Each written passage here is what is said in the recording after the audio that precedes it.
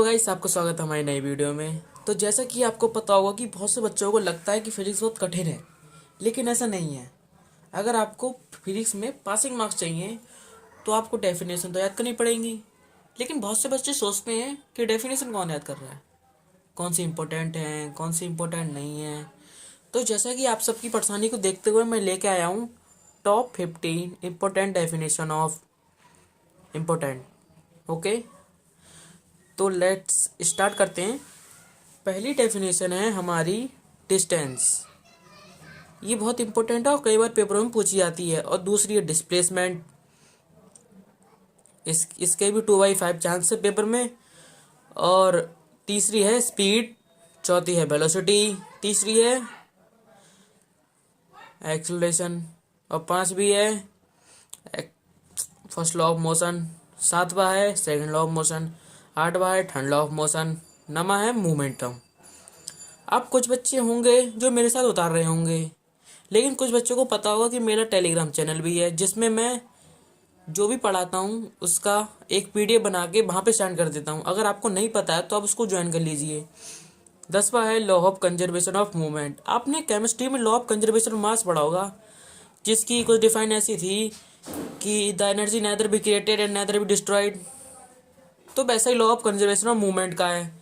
फिर अगला आता है हमारा मास और thrust, weight, pressure, centripetal force.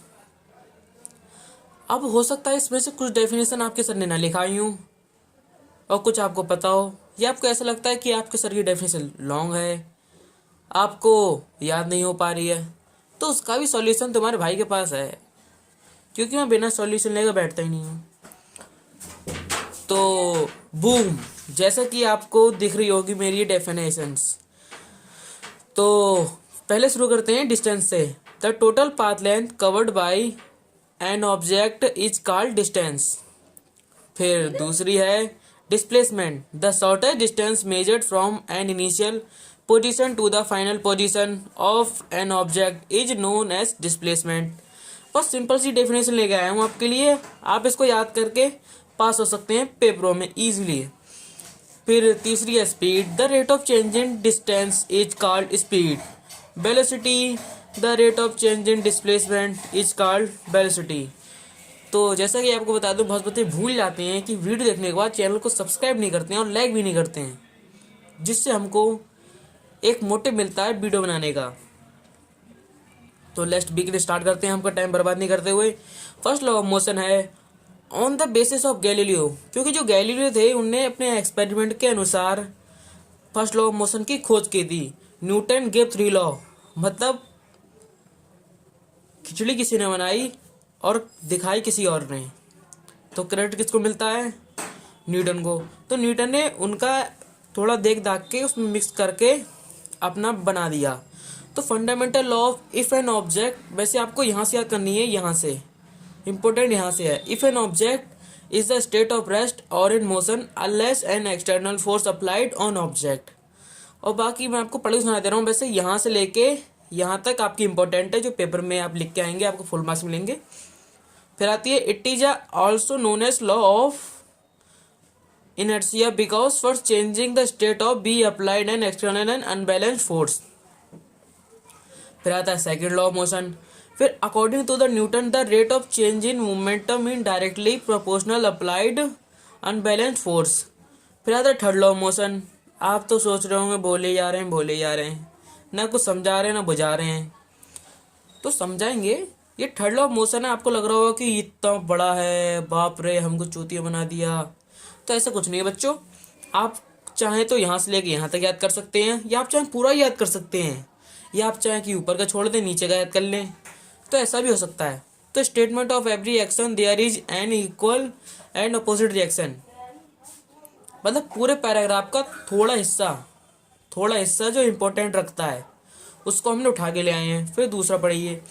When an object exert a force and another object their force another object also exerted equal in opposite direction 3 is called third law of motion। फिर आती है momentum. Momentum of an object is product of its mass and velocity, it is denoted bye p। उसके बाद हम अपना page पलटे लेते हैं। फिर जैसा कि आपको पता है, फिर आता है हमारा law of conservation of movement. The law of conservation movement of state that the sum of momentum of two object after collision it is equal to the momentum of two objects before collision unless no external force applied of an object। मतलब suppose कीजिए दो marble हैं, वो टकराने से पहले न टकराने के बाद ऐसे हैं। चलिए m1 बराबर u1, m2 बराबर u2, mb बराबर u2, mt बराबर v2। तो m1 u1 plus m2 u2 is equal to m1 v1 plus m2 v2। फिर उसके बाद आता है mass. The mass of an object is measure of inertia. फिर थ्रस्ट क्या आता है? The force acting perpendicular of any surface is called thrust. तो मतलब सपोज कीजिए आपके पास एक प्लास्टिक मटेरियल का स्टूल है, आप उस पर बैठते हैं, तो आपने देखा होगा कि जो स्टूल है थोड़ा सा नीचे दब जाता है। तो उसी के हिसाब से हम आपको बता रहे हैं। फिर बच्चों उसके बाद आता है weight. The weight of an object is the gravitational force of an object towards the earth. फिर उसके बाद आता है pressure. The thrusted per unit area is called pressure. Pressure is denoted by P. फिर आता है centripetal force. The force that acting along the radius from circular part towards the centre is called the centripetal force. तो ये थी हमारी class 9th की important definitions. जैसे कि आपको समझ में आया होगा, ये इम्पोर्टेंट्स हैं। अगर आप इनको पढ़ के जाओगे ना तो आराम से पेपर में पास हो जाओगे। तो thanks for the page of this video. Okay बच्चों।